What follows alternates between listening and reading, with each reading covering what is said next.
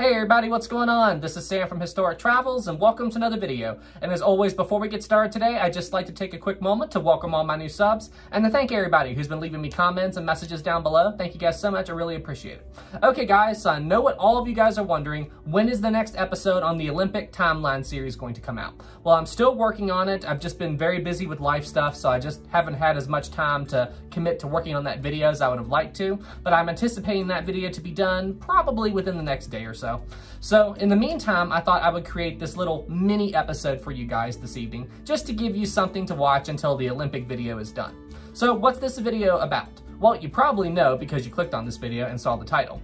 But I get a lot of questions in my comments section and in my YouTube live streams about what items I have from the Olympic class of ocean liners, like whether it be the Titanic, the Olympic, whatever. So what I thought I would do for this video is show you guys some of my favorite pieces from my Olympic class collection. Now, a couple of these items are actually from the ship, but I have a few items that I just really like that are involved with the history of the ship. And I will also show you guys the models that I use in my videos. And I will also post a link to where I bought my models, so if you guys would like to have some yourself, you will know where to get them. All right, everybody, well, hey, without any further ado, let's get into today's video. All right, so I think I'm gonna start off this collection tour by talking about some of the books that I really like that have to do with the Titanic. Now, as I've said several times before, my favorite book on anything to do with the Titanic is the book On a Sea of Glass. As I've said in many of my videos, this book is basically the Bible on the Titanic. Anything you want to know about the ship, it's in this book. So I would highly encourage you to buy this book if you are able, if you want to learn at all about the Titanic. Now, I am aware that this book can be quite difficult to find right now. I'm not sure why, but if you can track down a copy of it, this book is basically all you need if you want to know the story of the Titanic. Another book that I really like, and this book can also be kind of challenging to find, is Ken Marshall's Art of the Titanic book. This book has incredible paintings done by maritime painter Ken Marshall. And he did all this incredible artwork depicting the sinking of the Titanic.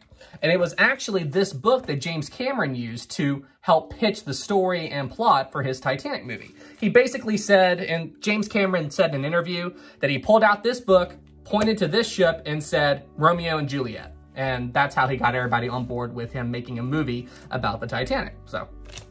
And another book that I like, and this is also a hint for an upcoming video topic, although it doesn't really have anything to do with the Olympic class, is Queen Mary Ghosts. I was thinking we may do something for Halloween around this topic. It's a ship, it's ghost stories, Halloween is coming, dun dun dun. So yeah, I thought we might do a Queen Mary Ghost Stories video for Halloween this year. Let me know what you guys think in the comments below. And I have I'm not sure why I have it, but I just have a picture of the Titanic, one of the last photographs ever taken of the ship, but it's just a reprint, it's not old. All right, so now we're gonna get to the actual items that I own from the Titanic, the Olympic, and so on. Now, probably one of my most prized pieces is in this right here. This little case contains a pen. And I know what you guys are thinking, it's just a pen, well, what's so special about it?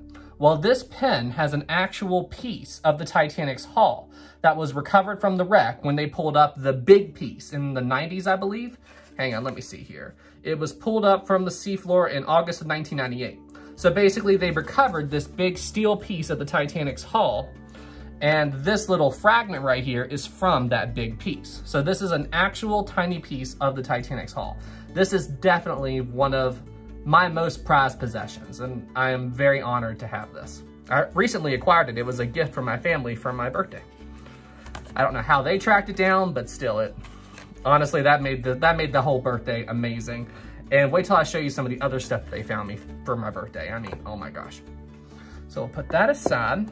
And I've had this for quite some time, Titanic coal. This is just a tiny little piece of coal from the Titanic. I've had this for a good little while, and this is pretty easy to find. If you want to buy Titanic coal, this is the easiest artifact to find from the ship.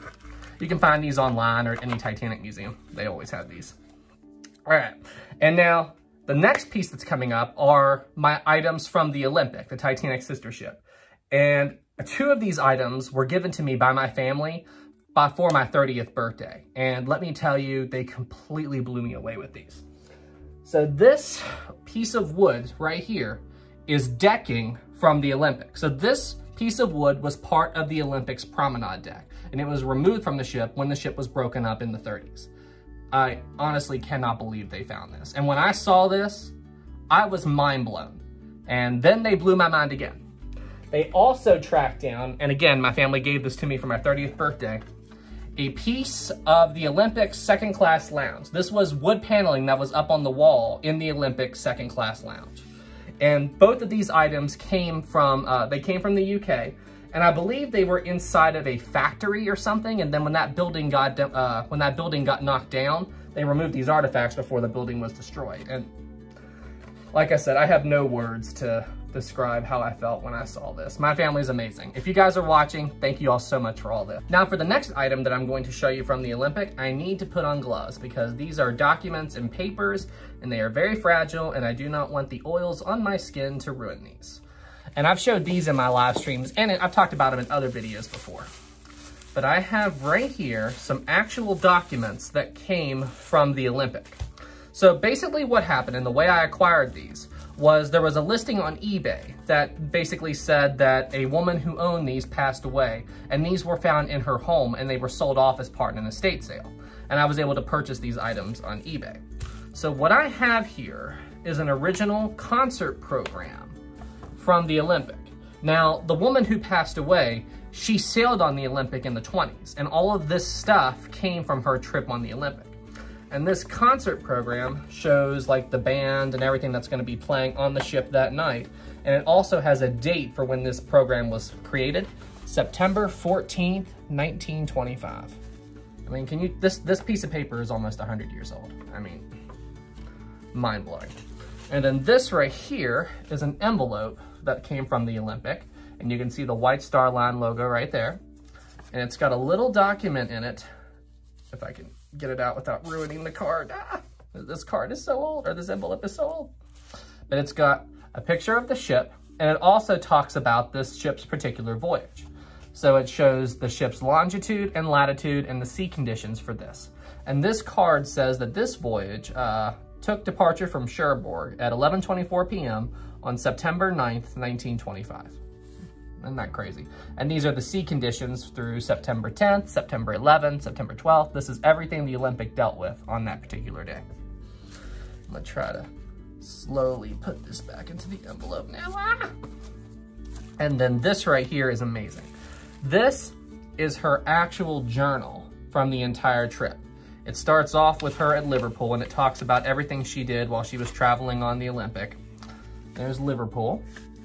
And it even has articles and entries in it from September 9th to the 14th when she was on board the Olympic and she talks about her crossing. And she also mentions in this journal that she went and toured the no man's land and the trenches from the First World War. And while she was walking around in those trenches, she actually found this. It's a Iron Cross medal, German, I believe. She said that she found this in the trenches and picked it up and put it in this journal. And I mean, just the fact that this was there, this was there during the First World War. I mean, incredible piece of history. And also inside of this journal are also flowers that she picked up, like just little relics of flowers and stuff like that. So this flower is almost 100 years old. And the last thing I'm going to show you in today's video are all the ship models that I use in all of my videos. I get asked all the time about these models and people frequently ask where I bought them. Well, I bought them from the Titanic Honor and Glory store. And if you would like to purchase one yourself, I will have a link to that in the description. But be warned, they may have gotten the timing better since I ordered it, but I don't know. But if you order these models hand painted, I had to wait nearly 2 years for one of my models to arrive. So if you would like to get one of these and you don't care how long it takes to get them, the link for that will be in the description. Again, maybe they've improved the speed since I ordered it, but all I can tell you is I still have 2 ships that I'm waiting on that I ordered nearly 2 years ago and I haven't gotten them yet. So you've been warned about that. But the first model I have is a little tiny nomadic. So this is the tender boat that took several people to the Titanic. I have a model of the Lusitania, RMS Lusitania, beautiful. And as I said, these models are 3D printed and they're hand painted, which, I mean, just the level of detail on these is absolutely mind blowing. I love these models. This is my model of the Olympic, which I recently acquired. And once again, I love this model. It's beautiful. And you've seen it in my videos. This is my model of the Titanic, which I have used all the time. And as you can plainly see, this model has been through it. There's a chip in the front. I'm missing a propeller in the back. This part of the stern has popped off. So, I mean, yeah, this model's been through it. And you can't really tell, but I even knocked off the fourth funnel. I had to glue it back on, so. This model has definitely paid for itself in terms of all of my videos, that's for darn sure. And my last model is of the HMHS Britannic. This thing is absolutely beautiful. The level of detail on it is mind-blowing. I mean, it even has the gantry davits, so. The amount of detail on these models is definitely mind-blowing, and I couldn't be happier with my purchase. And if you want to ask my opinion, is it worth the wait to get these models? I would say yes, so. But still, nearly 2 years is a long time to wait for something. But all I can tell you is these models are amazing. And last, but certainly not least, is my favorite Titanic model that I currently own. Now, the model kit that this Titanic model came from, it was from a kit that was made in the 1960s. And my family actually found this model in an antique store. And for Christmas, my brother took the model kit, hand-built it, and hand-painted it for me. Just seriously, guys, the amount of work that went into creating this model kit and the amount of work that my brother did to give this to me for Christmas, I mean, I honestly cannot thank him enough. And this is the model. This is the model of the RMS Titanic that was given to me for Christmas. Now, as far as the actual scale of this model, I'm not 100% certain. I believe it's 1/350, but don't quote me on that. But yeah, this model kit is absolutely unbelievable, and for being made in the 1960s, they got a lot of the detail right. I mean, if I really want to nitpick, I'm sure I could find a few little things wrong, but still, this model kit is absolutely amazing. I've used this in a few of my videos. But yeah, this is my favorite model that I own of the RMS Titanic. All right, everybody. Well, hey, that's it for this video. Thank you all so much for watching. I hope you enjoyed it and found it interesting. And yeah, just stand by, guys. The next episode of the Timeline series for the Olympic is coming soon. It should release either tomorrow evening or at the latest sometime on Thursday. All right, everybody. Well, hey, thank you all so much for watching. You all stay safe out there, and I'll see you in the next one. Have a good night, everybody.